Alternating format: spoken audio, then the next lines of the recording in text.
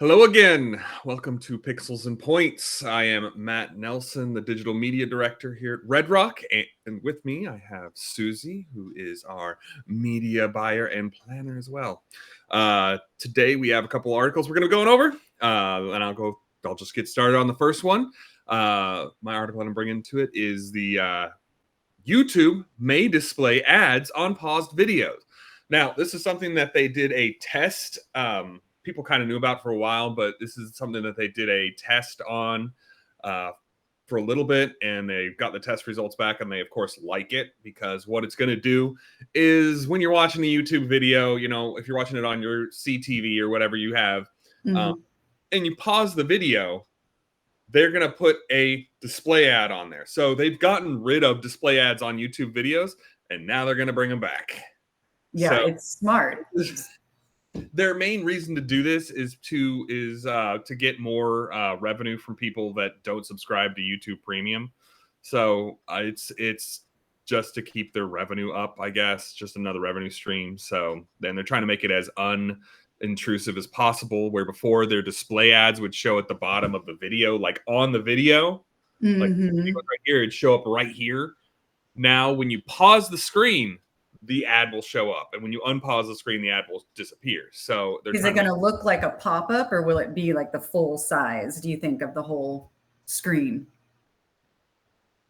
My perception is that it was just going to be like a 728 by 90, which is the banner that goes across the bottom. But gotcha. Yeah, I'm trying to think of what it's going to look like. It may be a 300 by 250. I was just assuming that they were going to use the same ad format that they had used previously, because people were used to that on YouTube, but it may do that. I mean, it's whatever it is. No, creatively, it'd be great to just be able to take over the whole.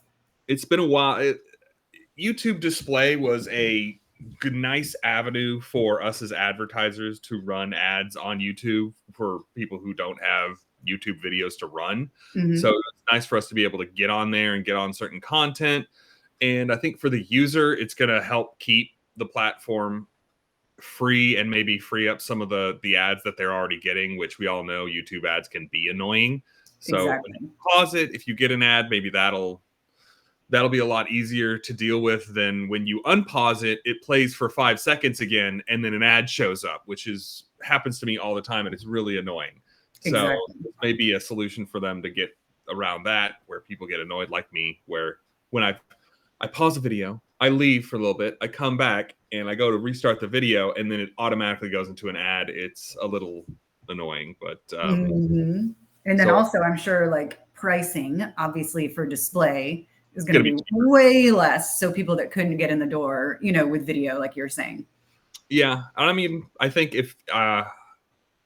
I think you're right. If they're going to do the display ad, it should be big. It needs to be bigger than that 728 by 90. It probably should be a 300 by 250 or larger interstitial kind of a thing, but not a pop-up. It'll just display over the window, maybe like next to the pause symbol.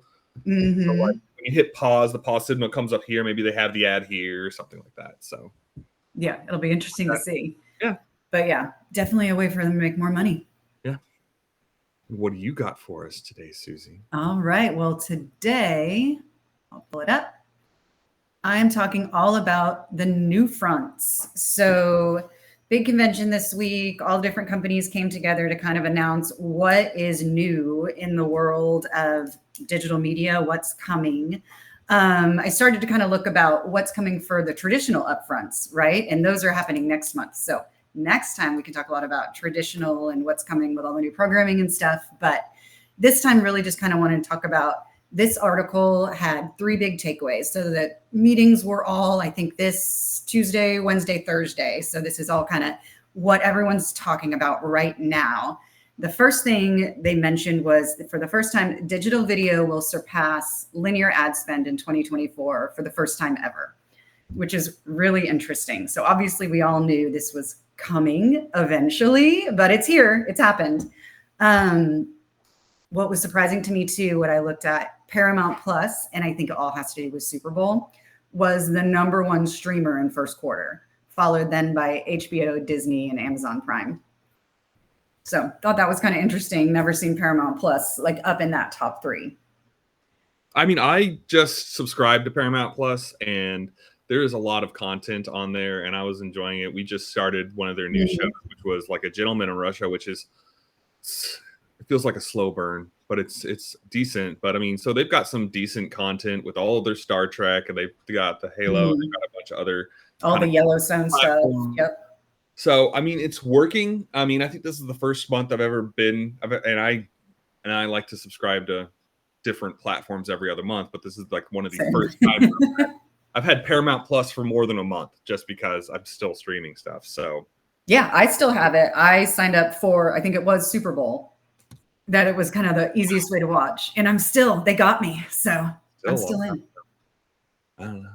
Anything else from the upfronts? Yeah. So the other big, I guess, takeaways, the first one was all advertisers and media buyers really need to pay attention to new measurement, right? How are we going to make sure all these impressions we served are somebody like really engaged? And one of the studies that came up and talked was is it GSTV? Yeah, the gas station TV, right? So the monitors on the pumps. Yes. They did basically a study. It's all about what they're calling attention metrics, eyes on screen. So you got an impression, but how do we tell those eyes were really looking at the screen? So their technology they've come up with is they can tell if those eyes were on the screen when someone was at the pump. And what their results came out with was 95%, they say, higher than the engagement with like CTV. No idea how they're actually measuring this, but this was all in their presentation. Are so they're saying that it's an engagement with CTV, or what about the gas stuff? Sorry, I didn't. Okay, they're saying that the gas station measurement has more eyes on the screens than traditional like CTV. They're saying CTV, I think, was a 91% eyes on screen, and the gas I station don't believe monitors that. are I 95%. I don't believe that for. It's I mean, questionable, but it's it's going off on interesting. that. It's not. I don't believe it at all. I don't believe it because I see people writing with Sharpie on the gas station pumps. Yeah, it was the guy doing the mustache. No. Which button is the mute button? Like I think it's like on the right side, the third one down, or maybe it's the left side. But you hit that button and it mutes the video. Mhm. Well, that And was engagement. Eyes were on the screen. what is that? How long does the eyes have to be on the screen for this to count? How But it's long? just 5 interesting. seconds? Yeah, everyone's trying to come up with new measurement, right? Because we all know, right? You can never really, really tell, but it's what do we use as the standard and what is everybody going to use to report back to clients? I know. The only time I mean, I will say I've engaged with the gas station, only when it's like talking about a weather report or has any kind of, like, if they're doing the weather report and they're saying like Yep. this is what the weather looks like for the day. It's just easy to glance and see that, and then I move on. But I'm like I don't pay attention to them. But No, I never do either. The other one I think they were talking about new measurement was Telly, a company saying that, so just a streaming app that they have consumer volunteer data where some basically, the consumers opt in to measure if you are sitting in front of the screen or if it is an empty room. So I think the way it's going to work is, right, when you open up the app, turn it on your screen, you say, I am in the room. And I don't know how it's measuring when you walked away or not, or if you have to say, I'm going to get a snack.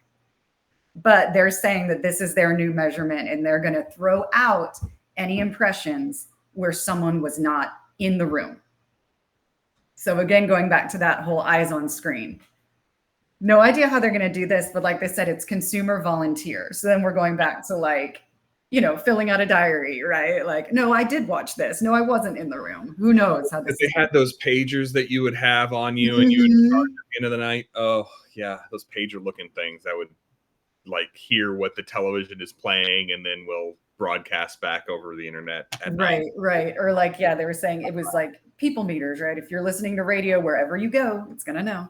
Or something that the cable companies wanted to institute, which was the camera with the TV. Like with your cable box would come a camera that you'd set underneath the TV so that you could see if there's anybody in the room, and it would like say that there was people in the room. And I was like, that's, I don't know. I guess they could do a motion sensor. You know what I'm saying? Like, but who, so you're not really video. It just it's a gray area.